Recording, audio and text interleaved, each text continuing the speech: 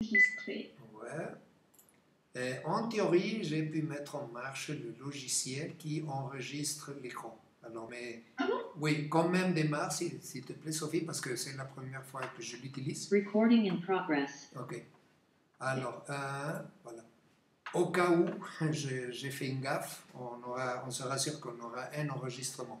Mais je vous dirai après comment la qualité, tout ça, je vous dirai ce que je ferai avec lui. Mais en principe, peut-être qu'on aura déjà ça et on n'aura plus besoin d'enregistrer dans Zoom. Ok? Ok. Alors, est-ce que vous voyez... Non, non, attends. Je démarre. Voilà. Est-ce que vous voyez la présentation? Oui. Excellent. Bon, alors, nous avons déjà parlé de la santé physique, de la santé émotionnelle, de la santé mentale.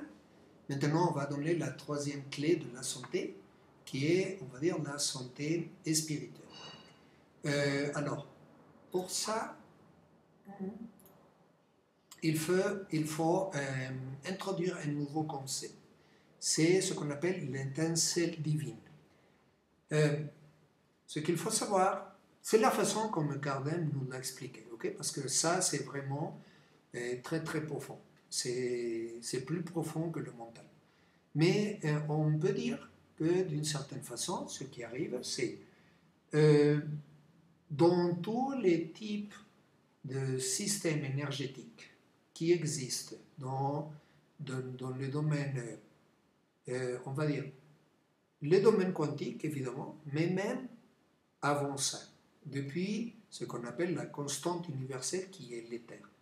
Alors, pour nous donner quelque chose avec quoi nous pouvons travailler, Kardec nous explique, tous les êtres humains, au fait, tous les êtres vivants ont une étincelle divine. Dans le cas, au moins, des êtres humains, ce que nous savons, c'est que cette étincelle divine, c'est une unité d'énergie qui a une forme de 7 cubes. 6 cubes qui sont collés aux 6 faces d'un cube central. Et ça il l'appelle l'étincelle divine. C'est un des noms qu'il donne à cet élément. Et cette étincelle, elle se trouve dans un autre niveau dimensionnel. C'est même pas le niveau mental, mais anatomiquement, dans le cas des êtres humains, elle se trouve juste au centre de la tête. Au fait, il y a quelques cours, précisément Véro demandé si ça avait quelque chose à voir avec ceci, et la réponse est oui. Et quand on voit ça, on voit qu'ici, au centre du chemin de la conduite, il y a précisément un petit espace, un hexagone. Alors c'est dans cet hexagone que se trouve l'étincelle divine. Elles ne sont pas exactement dans la même dimension, c'est-à-dire le domaine vibratoire qui donne naissance au chemin de conduite et celui qui donne naissance à l'étincelle divine, vibratoirement, ils sont différents. Alors on peut dire qu'ils sont dans des espaces-temps différents. Mais anatomiquement, ils se trouvent au centre du chemin de conduite. Alors ça, c'est un premier élément. Qu'est-ce que cet élément représente? Kardec nous explique. L'univers provient, ils nous disent, ce que nous savons, ce que nous avons compris avec nos niveaux de connaissance, c'est l'univers a une origine mentale. Et il appelle ça le grand mental, le grand mental créateur. C'est de là que tout s'est originé. Si vous vous rappelez, quand j'ai vu les premières sessions qu'on arrivait à voir sur le cosmos, on parlait du cosmos comme tout un système, une sphère qui a 8 secteurs et on avait expliqué que nous étions, notre galaxie se trouve dans le 7e secteur de tout l'univers. Et que l'univers, c'est pas seulement ça, mais que l'univers, c'est on fait un système de 36 univers, comme on parlerait de 36 sphères, et lui, à son tour, il fait partie de notre système de 36 sphères. Et eux, ils font la différence en disant le macrocosmos et le cosmos. Alors, Kardec nous explique, ça, on a déjà vu et compris, on va dire, que tout ça, ça provient de ce qu'ils appellent le grand mental créateur. Mais ce n'est pas, au fait, le créateur. Ce qu'ils nous disent, c'est le créateur, soit que tu l'appelles Dieu, soit que tu l'appelles le grand esprit, ou soit que tu l'appelles comme tu veux l'appeler. Ils nous disent, c'est quelque chose, c'est quelqu'un, c'est un concept qu'on ne pourra jamais vraiment le comprendre. Parce que c'est vraiment un infini de l'infini.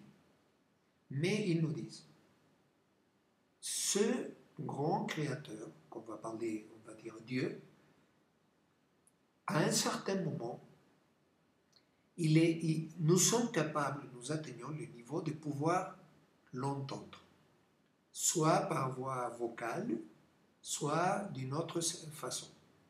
Alors, au moment où nous sommes capables de l'entendre, parce qu'on entend, qui est-ce qu'on entend? On entend ce grand créateur. Et c'est lui qui nous dit, tu sais, moi je suis l'infini des infinis. Alors, n'essaie pas de me comprendre à moi, parce que tu n'auras, c'est comme essayer on va imaginer qu'on trouve un fichier très intéressant sur l'Internet, mais quelle que soit la taille de notre disque dur, l'Internet nous dira toujours, tu sais, le fichier que tu essaies de décharger de l'Internet, il est plus grand que la taille libre dans ton disque dur. Et même si ton disque dur a une capacité infinie, ce fichier, il sera toujours plus grand. C'est une façon que je trouve de l'expliquer. Alors, mais ils nous disent, cette voix, cette présence, elle nous dit, ne te gaspille pas à essayer de me comprendre à moi directement, parce que tu n'auras jamais la capacité. Mais ce que tu peux faire, et c'est ce que je te demande, c'est que tu comprennes chaque fois t'approfondis dans ma conception en étudiant mon œuvre. Et ça, oui, tu peux avoir une capacité croissante de comprendre de plus en plus mon œuvre. Alors, ce qu'il nous explique, c'est que dans tout ce système, dans cette création, qui est le macrocosmos, le microcosmos, et après ça, le cosmos et l'éther et tout ça, ils nous disent, dans cet éther qui est une constante universelle, parce que comme je l'ai déjà expliqué, l'éther, il commence comme un absolu gravitationnel, c'est-à-dire une constante gravitationnelle d'attraction, mais qui est absolue. Et ce qui arrive, c'est que par l'apport d'une force, on va dire, externe, c'est ce qu'on peut parler de quelque chose d'externe, cet éther, il est fractalisé, c'est-à-dire il est séparé en de petits morceaux. Au moment où l'éther il devient séparé dans de petits morceaux, cet éther il n'est plus d'une on va dire d'une nature absolument infinie.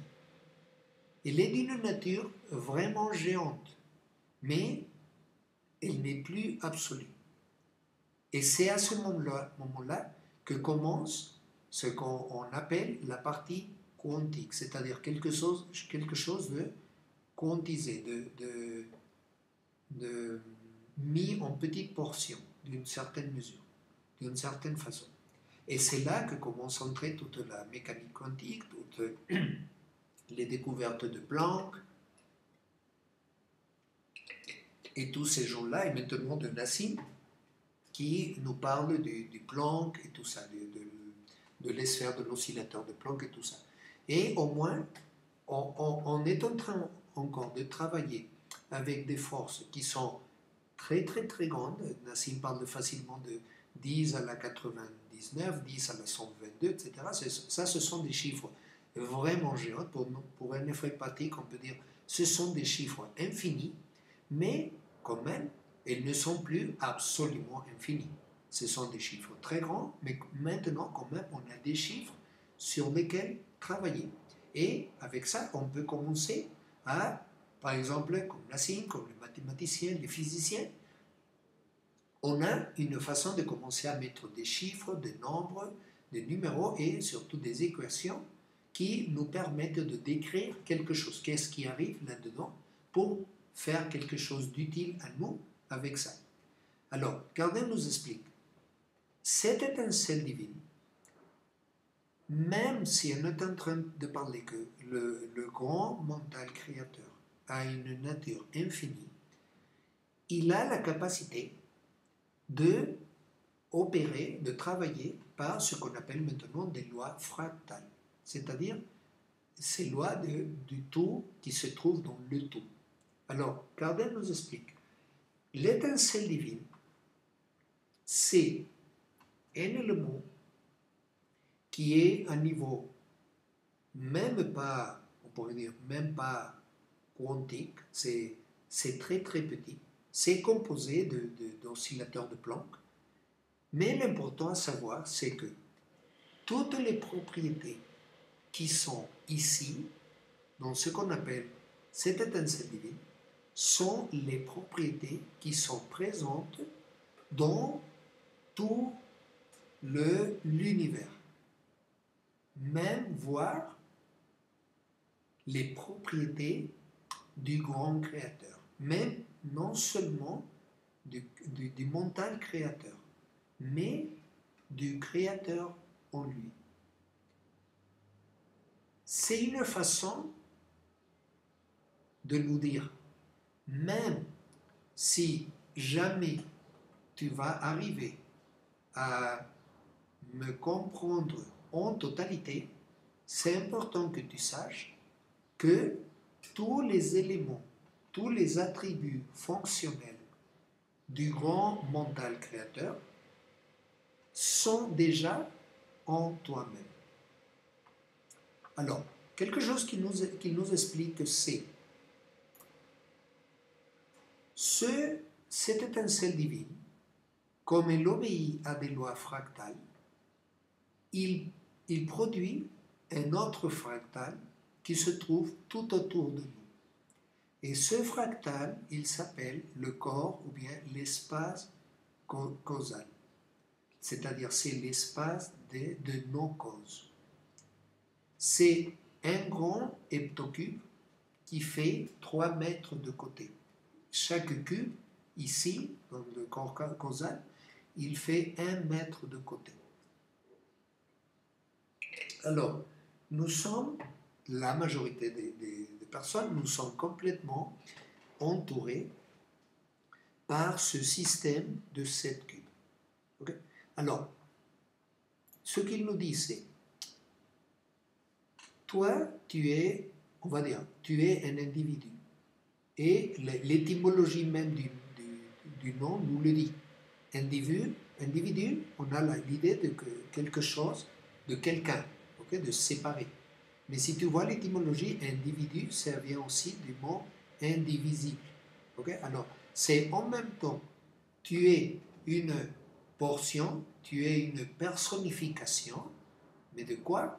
Au fait de ce qui n'est pas divisible.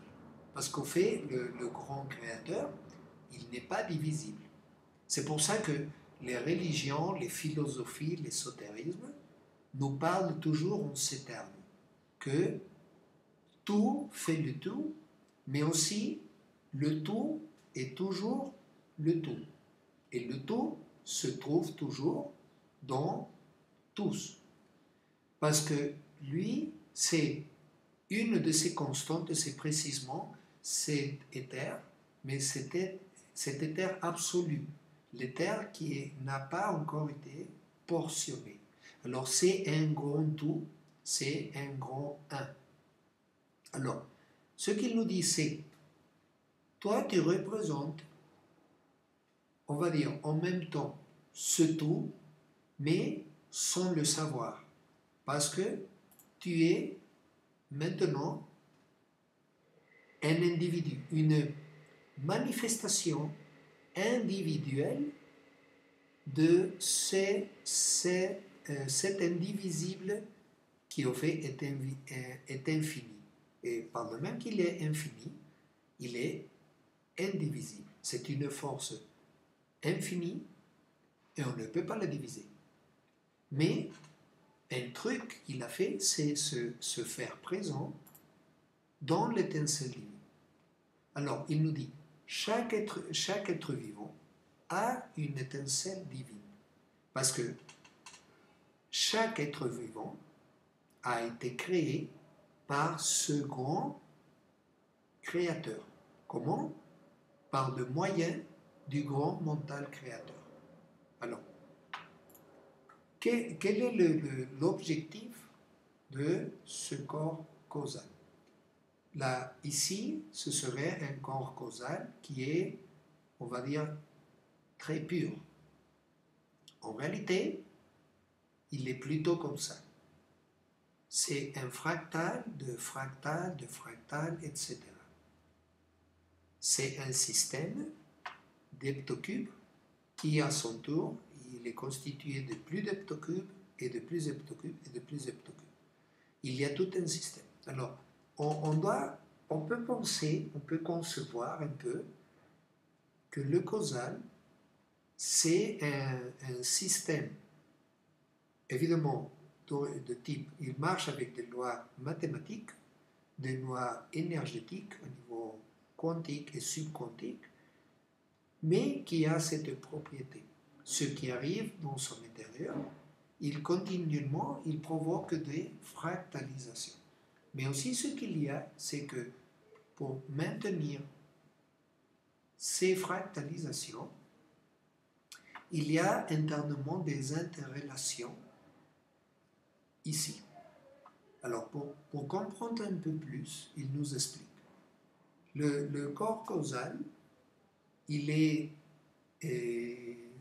désigné, il est conçu pour faire marcher en chacun de nous ce qu'on appelle la loi de cause et effet.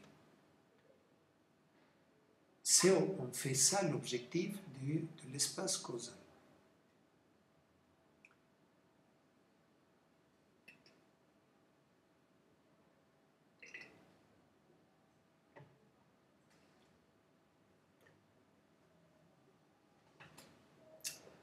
Alors, comment ça marche? Kardec nous explique. Dans ce système, et il nous dit, tout l'univers, il marche, il est contraint à cette même loi. Il y a différentes lois universelles et la loi de cause à l'effet est l'une d'elles. C'est-à-dire, comme ici, qu'on voit notre corps qui est à l'intérieur d'un système causal de cette cube, il dit, tu peux mettre la planète Terre à l'intérieur de ce système, ou bien tu peux mettre tout le système solaire à l'intérieur d'un système comme ça. C'est seulement une question de taille et de degré. Okay? Mais le principe, c'est le même. Il n'y a rien qui puisse fonctionner en dehors de la loi de cause et effet. Et qu'est-ce qu'il fait? Il nous explique. Quand tout ce qui est nos pensées, nos mots, nos actes et nos omissions, c'est-à-dire tout ce qu'on peut faire, il produit par différents moyens ce qu'on appelle des fluides primaires. Et Carden, qu'est-ce qu'il nous explique? Les fluides primaires, ce sont deux petits éléments, ce que lui, il appelle le partant. Moi, je pense que le partant, c'est plus ou moins un jumeau, ou peut-être que c'est exactement la même chose, que ce que Nassim appelle l'oscillateur de Planck, pour que vous ayez une idée, un paramètre. Alors il nous dit, tout ce que tu penses, tout ce que tu dis, tout ce que tu fais, et même ce que tu ne fais pas, c'est-à-dire soit ce que tu dis, soit ce que tu ne dis pas, soit ce que tu fais, soit ce que tu ne fais pas, etc., etc., il produit l'union de deux oscillateurs. Et ça s'appelle un fluide primaire.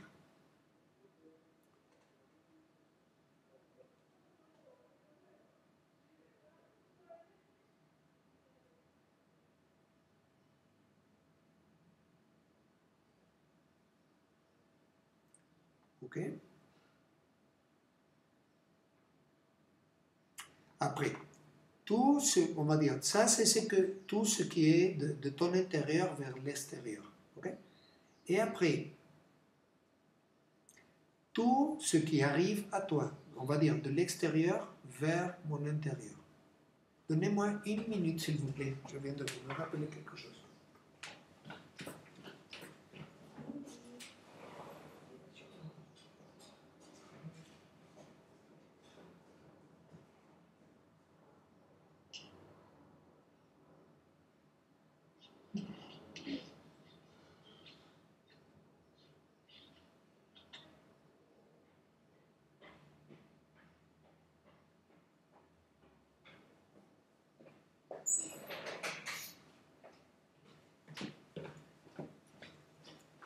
Voilà, désolé. Alors, tout ce que tu entends, tout ce que tu vois, tout ce que tu sens, tout ce que tu touches, tout ce qui arrive à toi par la voie du goût et tout ce que tu perçois, on va dire subjectivement, ça provoque la formation de fluides secondaires, qui est aussi un groupe, une paire de deux oscillateurs qui se joignent avec un champ magnétique entre eux.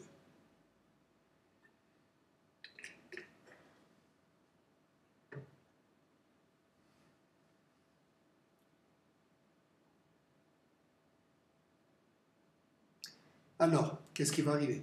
Normalement, on perçoit des choses et on réagit, ça provoque une action de notre part. Même si on ne fait rien, c'est déjà faire quelque chose. Alors, ce qui va arriver, c'est que les fluides primaires et les fluides secondaires, ils vont s'unir.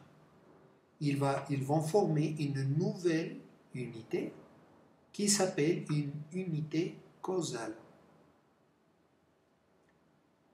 qui est l'union de quatre unités oscillateurs, de quatre oscillateurs, de quatre partants.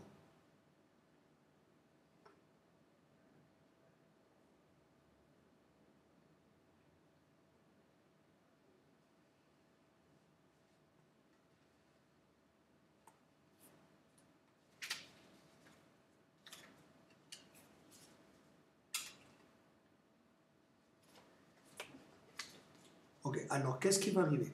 Comme dit ici, l'unité causale se fractalise dans l'espace causal comme une image miroir complémentaire qui à son tour va attirer des énergies d'un schéma similaire pour former une unité effet. Alors, ça, c'est quelque chose que nous avons construit avec ce que nous avons perçu et comme conséquence de ce que dit notre schéma de conduite, on produit une action. Ça cause la formation d'une unité causale. Cette unité, elle se trouve, ici vous voyez différentes unités dans différentes parties de cet espace causal. Ça va fonctionner comme un aimant. Il va commencer à tirer ce qu'on appelle une charge complémentaire. C'est-à-dire, c'est comme un puzzle. Tu as ça, c'est une pièce qui a un certain contour bien unique, et il va commencer à travailler comme un aimant. En fait, il opère à niveau magnétique, il opère à un niveau de flux d'éther, et il va commencer à attirer exactement une unité complémentaire. Si vous voyez ici, on a deux disques bleus et deux rouges, et vous voyez, celui-là, il est complémentaire. L'idée, c'est que ces deux, elles s'unissent, et ça va créer une unité évoluante.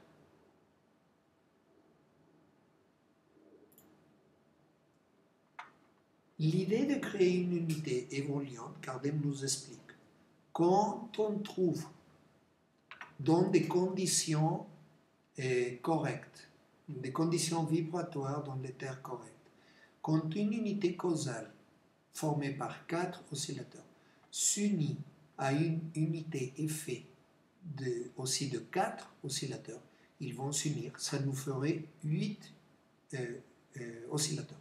Et ce qui arrive, c'est que si tout a marché correctement, entre ces 8 éléments, il va y avoir la formation de ce qu'on appelle de joints, de lignes d'union qui vont commencer à attirer très fortement les oscillateurs entre eux pour à la fin terminer à ce qu'on dirait que c'est un seul oscillateur. C'est-à-dire, ils vont s'interpénétrer complètement et on aura la création de ce qu'on appelle un plasma. Le plasma, il a l'apparence, il dit, d'un seul oscillateur, mais au fait, c'est 8 oscillateurs. Et que ça s'appelle une unité évoluante. Maintenant, pour que ceci arrive, tout, on va dire, l'environnement qui se déroule ici, à l'intérieur du plan causal. Si l'environnement du plan causal, il est plein de vibrations harmoniques, ça va arriver, la création d'une unité évoluante. Mais si les vibrations sont inharmonieuses ou bien aberrantes, l'unité causale ne pourra pas se joindre à l'unité effet. On appelle ça des charges interférentes. Alors, la question c'est, pourquoi est-ce que ça marche ça? C'est à quoi faire? Et quand est-ce qu'il y a des éléments, des vibrations aberrantes? Les vibrations aberrantes sont produites par du moment, parce que ce qu'il faut comprendre de tout ceci, pour le mettre plus en de termes plus logiques, dans des mots, c'est en essence, tout ce qu'on fait, c'est comme ces petits papiers jaunes qu'on appelle les post-it. Tout ce qu'on fait produit la création, on va dire, on va parler, une personne, elle ne fait pas attention, et chaque fois qu'elle passe avec son automobile en face de la maison de son voisin, il ne se rend pas compte que chaque fois qu'il passe, il lance de la boue avec son automobile sur la façade de son voisin.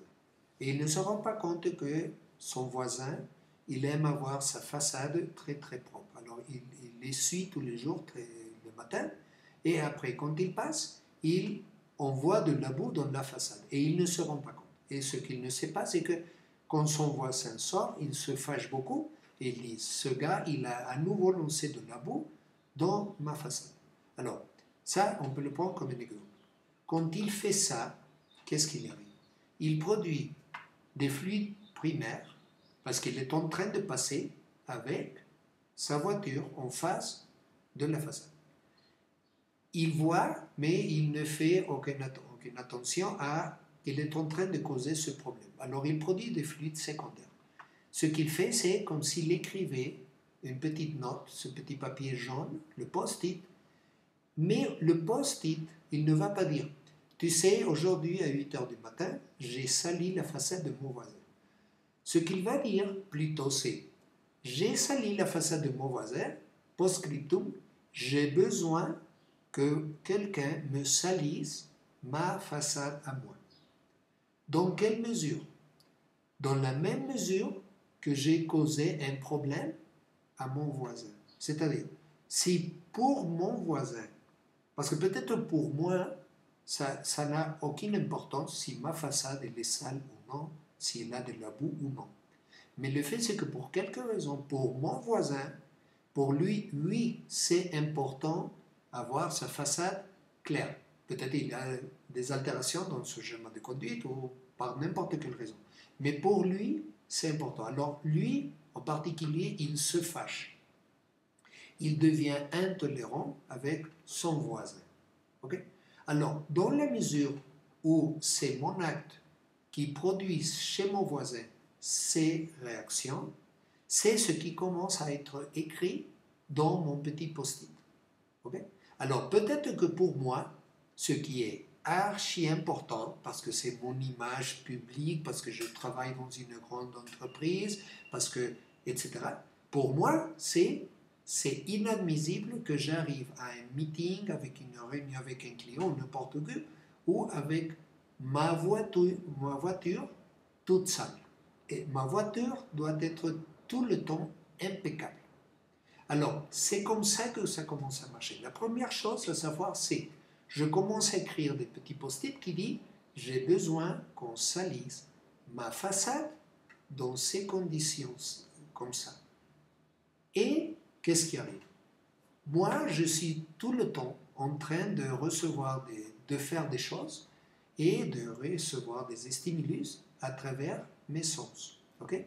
C'est une quantité impressionnante de choses qui sont tout le temps en train d'arriver. Seulement à niveau, pas conscience personnelle, mais simplement à niveau de capacité mentale et, on va dire, cerveau et mental, que c'est ce que notre science maintenant connaît. Kardec, la seule chose qu'il nous a dit, c'est ce système-là, il processe continuellement, il ne s'arrête jamais. Il est en train de processer des unités, des fluides primaires, secondaires et des unités causales à raison de 10 à la 62 éléments, quelque chose comme chaque microseconde. Alors, c'est vraiment un chiffre colossal, c'est un chiffre qu'on ne conçoit pas. La capacité est énorme. Okay? Ce qu'il nous dit, c'est tout le temps, ce système-ci, il est continuellement en train de faire des analyses, de grouper ces éléments-là, de les grouper dans des subunités de ce type. Okay? Alors ici, on commence à voir. On a la répétition des mêmes couleurs qu'on a vues dans le système de conduite, qu'on a vu dans les émotions, dans les chakras, etc. Et dit, oui, c'est évidemment, tout est relationné. Par exemple, ici, on est en train de voir des éléments jaunes. Ok, ça, c'est des éléments qui ont été enregistrés, qui ont à voir avec la partie jaune du schéma de conduite, qui est par exemple la relation avec le père, la relation avec le patron, avec le chef d'une entreprise, etc. Et il y a des éléments plus petits et des éléments plus grands. Alors, si ça a été fait dans un état de déséquilibre, oui, on crée une unité causale qui est beaucoup plus grande que l'unité petite. Et ce que le système fait, il continuellement, il organise et réorganise tous ces éléments-là. Pourquoi? Parce qu'en fin de compte, l'élément de fonctionnel de l'espace causal, c'est basiquement, ok, ce jour-là, à cette heure-là, tu as fait ceci, maintenant, ce jour-là, à cette heure-là, tu vas recevoir cette expérience. Si on essaie de le voir dans le système le plus linéaire, ce serait comme ça. C'est-à-dire, j'écris dans le post-it j'ai sali la façade de mon voisin avec ma voiture en lui lançant de la boue sans me rendre compte. Et ça a fait vraiment fâcher mon voisin parce qu'il venait justement de l'essuyer. Ok, ce qui va arriver, c'est qu'un de ces jours, ce post-it, il va arriver à terme et mon papier, il va dire s'il vous plaît, salissez ma façade en passant quelqu'un avec sa voiture le jour où il y aura de la boue en face de ma façade et j'ai besoin que vous salissez ma façade dans ces conditions-là. Juste à ce moment-là, si on me salit la façade, je vais être fâché comme j'ai fait fâcher mon voisin l'autre jour. Ça, ce serait le système le plus directement linéaire. C'est un peu comme la Bible, l'Ancien Testament, quand il parle œil pour œil, main pour main, etc. Okay? Ça, c'est une façon de fonctionner. Mais Gardner nous dit, en réalité, il y a un nombre vraiment grand de comment provoquer ceci. Parce que l'idée, c'est, en fin de compte, c'est, tu vas vivre, tu vas confronter les expériences de la vie selon les expériences que tu as causées à d'autres personnes à confronter. Et l'idée, c'est parce que comme ça, on est en train, tu vis, on va dire, à l'intérieur d'un système de rétroalimentation et de anticipation avec quoi? Avec ton environnement. En réalité, c'est avec l'univers entier. C'est quoi l'objectif de tout ça? En fin de compte, c'est apprendre comment c'est l'expérience par la vivant soi-même, par l'expérimentant soi-même. C'est, il nous dit Kardec, ça c'est en essence le véritable but de l'existence humaine. Au moins dans cette étape-là dans laquelle se trouve. Ça, arriver à comprendre ce phénomène-là, il nous dit, la première chose à savoir, c'est pas qu'on est en train d'apprendre quelque chose à niveau intellectuel. Parce que ça n'a pas à voir avec ni le schéma de conduite, ni avec notre mental. Notre mental a des capacités énormes. Okay? Notre mental a un potentiel, je pense que c'est à peu près 400 milliards de processus mentaux par seconde. C'est véritablement un chiffre géant. Okay? Notre mental, il écoute même les sons que produisent la vibration de toutes nos molécules qui forment le corps. Le son, il est là. Nos tympans et notre physiologie a cette capacité. Évidemment, ce que notre mental fait, c'est le filtrer. Il dit, consciemment, tu n'as pas besoin de continuellement écouter la vibration des molécules de ton corps. Alors, je ne te les montre pas.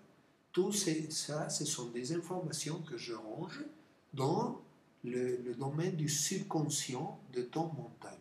Mais au cas où un jour tu aurais besoin, l'information est là. Là, on est en train de parler de quelque chose. Oh.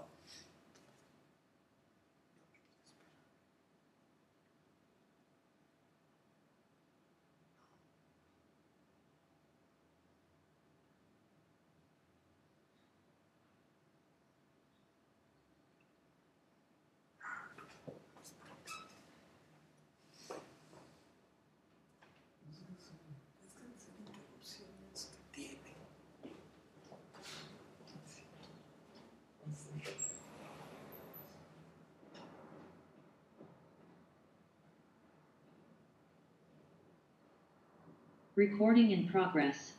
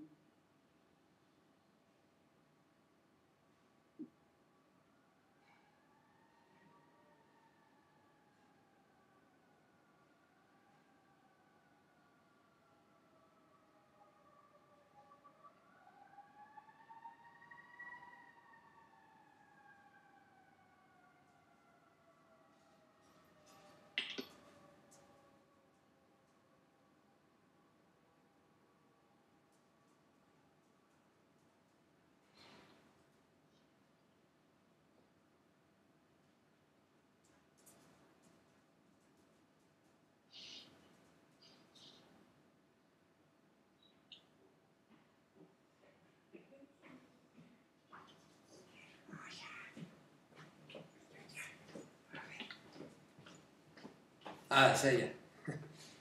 Ah, une minute. Ok, vous m'écoutez? Oui. Ah, ok.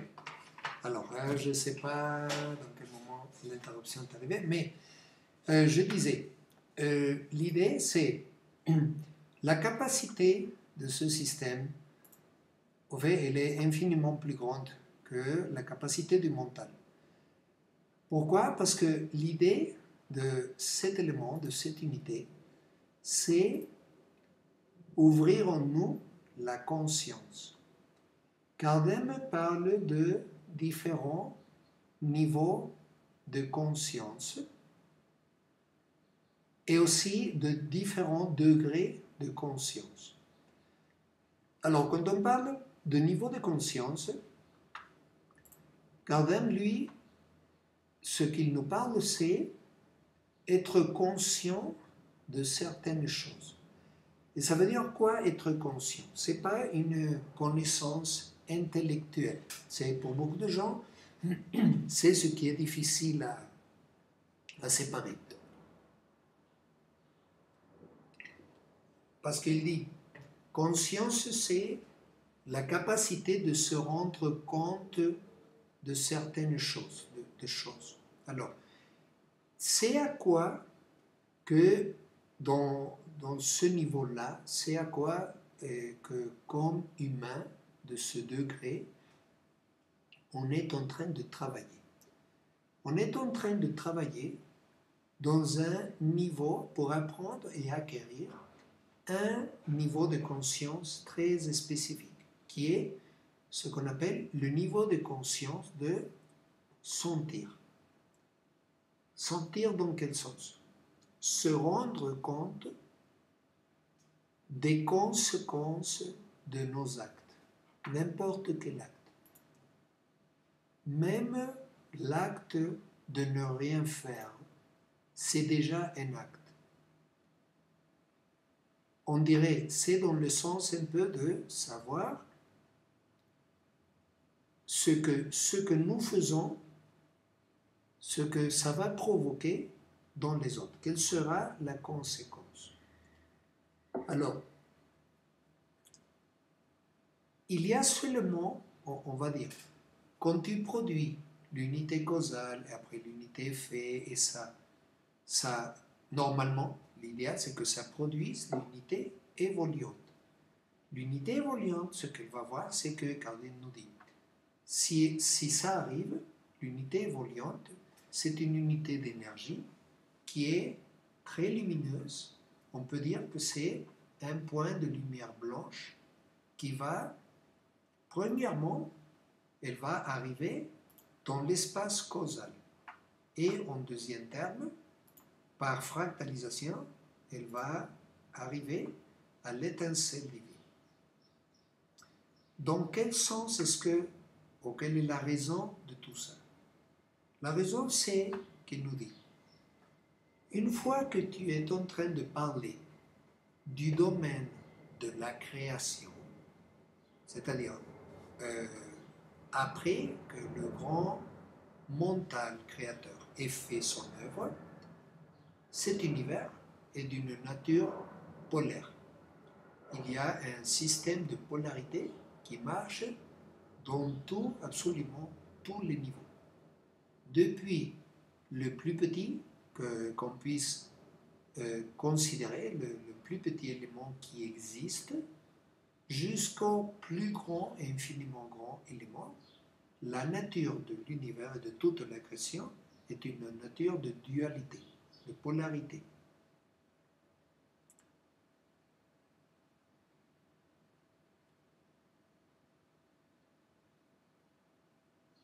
La raison de cette polarité, c'est simplement parce que c'est à travers cette polarité que l'éther peut être mis, on va dire, en marche.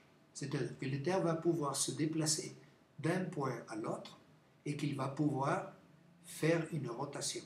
Parce que, Kardec m'explique, au niveau le plus petit, pour pouvoir commencer une dynamique de création du monde matériel et énergétique et les dimensions, tout ça, on a besoin aussi de deux éléments, qui sont l'élément de déplacement linéaire et l'élément de rotation, ce que Nassim appelle les spins et le mouvement des rayons gravitationnels, des ondes gravitationnelles entre un point et l'autre. Alors, c'est ça la nature de l'univers. Alors, tout dans l'univers, dans la création, d'une certaine façon ou d'une autre, aura toujours une nature duelle, une nature polaire. La plus évidente, c'est quand on voit la polarité positive et négative, la polarité féminine et masculine, etc. Tout, en fin de compte, peut être séparé dans des sous-expressions si nécessaire, mais d'une polarité. Il y a toujours un côté, un extrême et l'autre, un pôle et l'autre. Alors, dans tout ce système, qu'est-ce que l'idée? L'idée, c'est il y a seulement deux façons dans ce système de rétroalimentation et d'anticipation. Parce que ce qu'il faut comprendre, c'est, je reviens à ça, quand tu produis une unité causale, l'unité causale, elle est dans une état vibratoire qui n'est pas complet. Il n'a pas sa polarité complète. Alors, automatiquement, l'unité causale provoque l'attraction de l'entourage de son unité effet. Une unité causale ne peut pas rester comme ça pour toujours. Elle va fonctionner comme un aimant. Et forcément, elle va travailler jusqu'au moment où elle attirera une unité complémentaire qui est l'unité effet pour créer ce plasma. Et ce plasma, la propriété qu'il a, c'est que là, oui, il va s'intégrer à ça, à l'étincelle divine. Parce que Kardec nous explique, vous n'êtes pas conscient, mais, je répète, cette étincelle divine, c'est une manifestation de ce créateur infini. Et le créateur, lui, c'est la seule entité qui en réalité n'est pas polaire. Il est complètement intégré. C'est en lui-même le féminin et le masculin, le positif et le négatif, c'est un absolu. Il est un tout absolu. Alors, il nous dit, quand tu produis une unité qui a la caractéristique d'être évoluante, ce qui va arriver, c'est que cet élément-là, il va s'intégrer à l'étincelle divine. Dans quel sens c'est cette intégration? Ce qu'on peut dire, c'est, si on considère qu'il y a un tout début pour chacun de nous, à ce moment-là, si tu pouvais voir ton étincelle divine, ce que tu verrais, c'est 7 cubes qui sont complètement noirs, dans un noir absolu.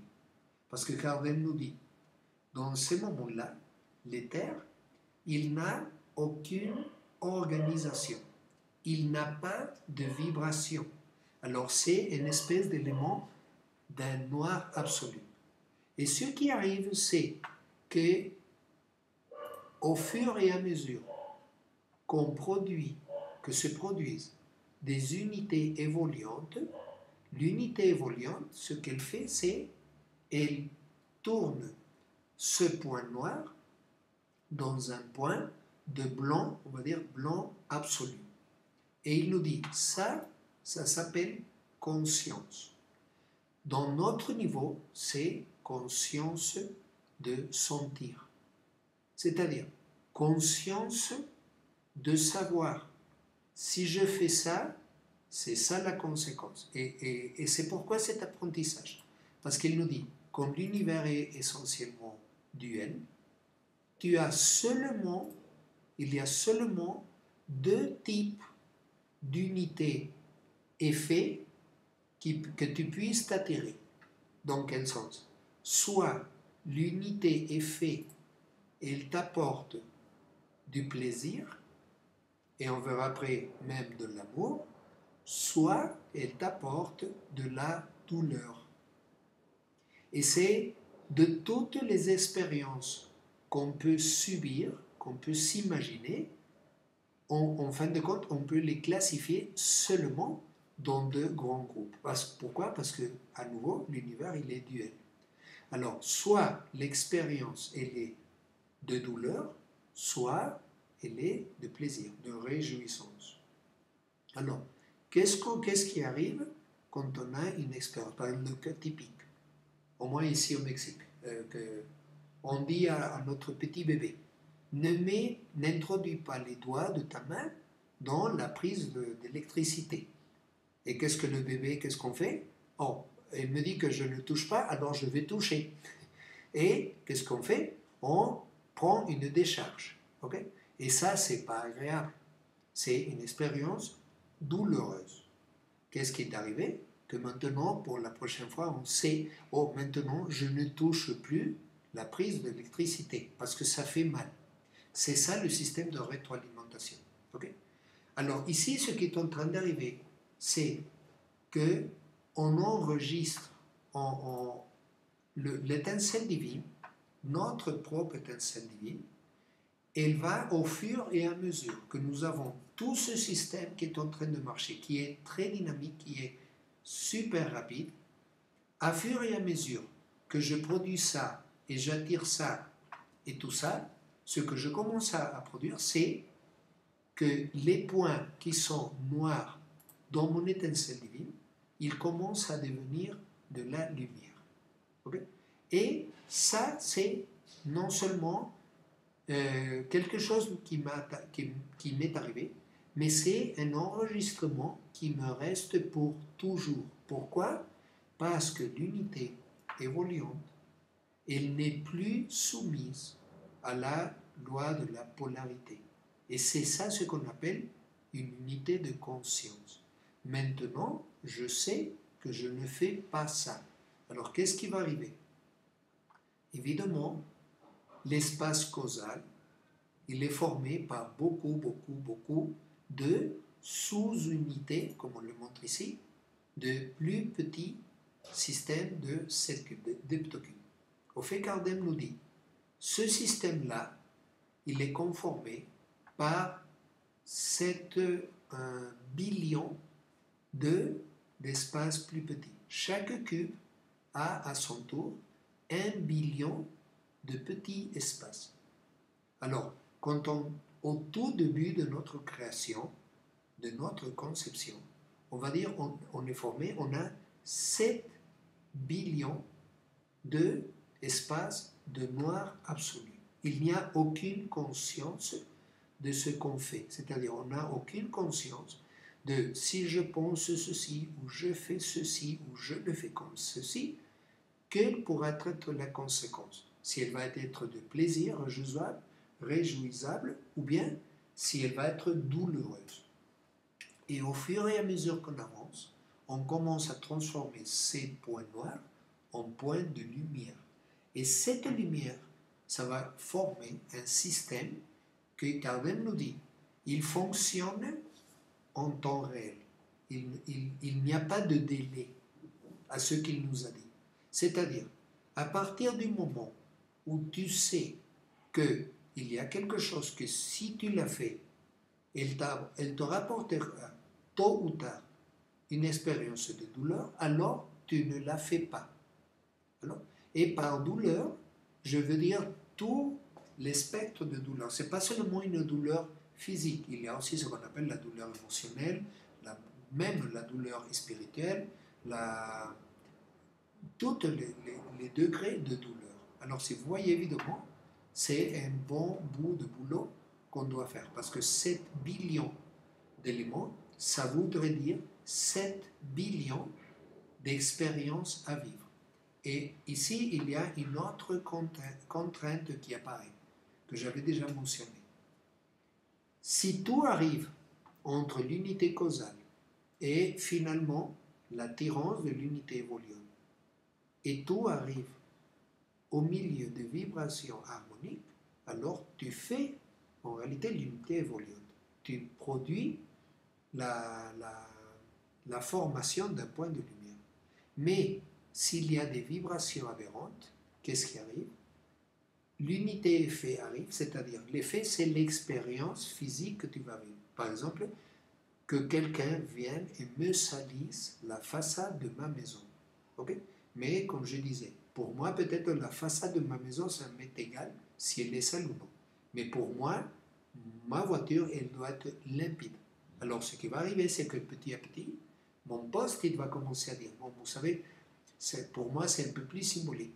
Parce que pour moi, la façade, pour moi, donner la façade, c'est à travers ma voiture. Ma maison, ça me fait rien. Mais ma voiture, c'est pour moi ma façade. Alors, éventuellement, ce qui va arriver, c'est le post-it, il va se réécrire un peu et il va dire, bon, tu sais, pour salir ma façade, j'ai besoin que quelqu'un salisse ma voiture. Alors, je vais attendre au moment où je porte précisément ma voiture à l'autolavage pour qu'on la mette très très limpide. Et juste au moment où je sors, il va y avoir un camion qui va passer. Il va passer dans une flaque immense de boue et il va salir complètement ma voiture. Et moi, à ce moment-là, je vais me fâcher exactement avec le même degré que mon voisin quand je lui salis la façade de sa maison. Mais le problème, c'est, si je fais tout ça et il y a des vibrations aberrantes, ces deux unités, elles ne vont pas former l'unité évoluante. Alors, je vais me fâcher, je vais dire, bon, ok, j'ai sali la façade, on me salit ma façade, bon, maintenant, c'est ok. Oui, mais non, il y a un problème, parce que l'unité ne se forme pas. Le petit point ici, noir, il continue à rester noir. Et, qu'est-ce qui va arriver? Que tu as encore le petit post-it qui dit, s'il vous plaît, salissez ma façade. Et à nouveau, je vais avoir besoin qu'on me salisse à nouveau ma voiture. Qu'est-ce qui peut provoquer l'apparition de vibrations aberrantes? C'est tout ceci. Si je suis dans un état de jalousie, de colère, d'envie, de rébellion, d'haine, des choses comme ça, c'est-à-dire, tout simplement, si on va dire, si je suis dominé par exemple, ce que la Bible appelle les 7 péchés capitaux, c'est un peu ça. Okay? C'est dans ce sens-là. Le problème, c'est que le message de la Bible, il s'est complètement transformé au cours des des milliers d'années. Mais chaque fois qu'il y a un état mental et émotionnel complètement déséquilibré et inharmonique, ce que je fais, c'est que je cause que, au lieu que mon corps causal soit complètement limpide, il est tout plein il est tout sale. Et le problème, c'est que dans ce milieu-là, l'unité fait, elle ne peut pas se joindre à l'unité causale. Alors ça, c'est... Et qu'est-ce qui va causer? Que au lieu que tu vives, que tu aies l'expérience dans un véritable état de conscience, le seul résultat, c'est que tu vas vivre tout dans la douleur. Tu vas te fâcher, cette personne, elle va se fâcher beaucoup, elle va vraiment se fâcher, et non seulement elle va gaspiller plus d'argent, mais peut-être que le jour suivant, il fera un malaise, il aura mal à l'estomac, mal au foie, et il n'aura pas une bonne digestion, peut-être que dans la nuit, il fera une céphalite, etc. C'est parce qu'il a provoqué la création d'unité, en fait de compte, de douleur. Et pas seulement ça, mais ici, le point, il continue à être noir. Il n'y a pas de la lumière. L'idée, c'est, comme dit la religion, comme disait Jésus, et comme dit en essence toutes les religions. Mais Jésus, il disait, fais pas à autre ce que tu ne voudrais pas qu'on te fasse. Et il disait aussi, essaie et fais aux autres ce que tu voudrais qu'on te fasse. Et c'est ça quoi? L'essence de la loi de l'amour. On peut dire que c'est un peu la conclusion de tout ça. Du moment où j'aurai tous mes points, mes 7 billions de points, seront transformés ont des points de lumière, qu'est-ce que j'aurai acquis? La capacité d'avoir une intelligence qui est, on va dire, infinie, c'est l'intelligence de l'étincelle divine qui, en temps réel, me dit, ne fais pas ça, parce que c'est pas convenient pour toi. Dans quel sens tu ne dois pas le faire? Parce qu'après, il y aura des conséquences de douleur pour toi. Alors, c'est pour ça que les religions et les philosophies, elles parlent toujours de cette idée qu'on a une voix de la conscience, qu'on a comme un petit ange qui est en train de nous parler, et même si nous voulons faire quelque chose, il y a une autre quelque chose qui nous dit, ne fais pas ça, c'est mieux que tu le fasses comme ça, etc. Mais on va continuer à parler la prochaine fois, parce que c'est un peu plus long que ça, mais ça nous donne un peu l'idée et un peu plus de comment ça marche. Et Kardec nous explique, c'est pour ça que les religions, elles essaient de parler tant de, essaient de faire toujours le bien, parce que tu ne sais pas ce qui va arriver après. Ok? Et on va parler la prochaine fois, quelle est la conséquence finale de vécu toutes ces expériences et quel sera le résultat final. Parce que Kardec, une chose qu'il nous dit, c'est que à peu près 70% de l'humanité dans cette planète, elle est déjà presque comme ça sur l'étincelle divine. Elle était plutôt comme ça, mais maintenant, la majorité des gens, elle est plutôt comme ça. On est sur le point qu'il n'y a plus besoin de vécu à nouveau des expériences de douleur. Parce que l'apprentissage, finalement, il est arrivé. Il est arrivé pour rester pour toujours. Ok? Ok. C'est plus ou moins clair. Oui, oui. Ok. Oui, c'est bien. En réalité, c'est des choses que, d'une certaine façon, on savait déjà. Oui. D'une certaine façon. L'intuition nous dit ça. C'est simplement un peu plus, nous donner un peu plus d'informations, de détails. Et après, on parlera de comment on peut travailler ça. C'est ça la troisième clé d'Orizen, un travail spécifique qu'on peut faire pour soit accélérer le processus, soit pour éviter à avoir à souffrir de la douleur, parce qu'il y a de différentes façons pour travailler ceci et transformer les points noirs ou les points obscurs dans des points véritablement de lumière sans vivre de la douleur. Ok? Alors on verra ça dans le prochain cours. Génial. Oui, c'est très libérant de savoir que c'est comme ça que ça marche et qu'il y a des options. Oui.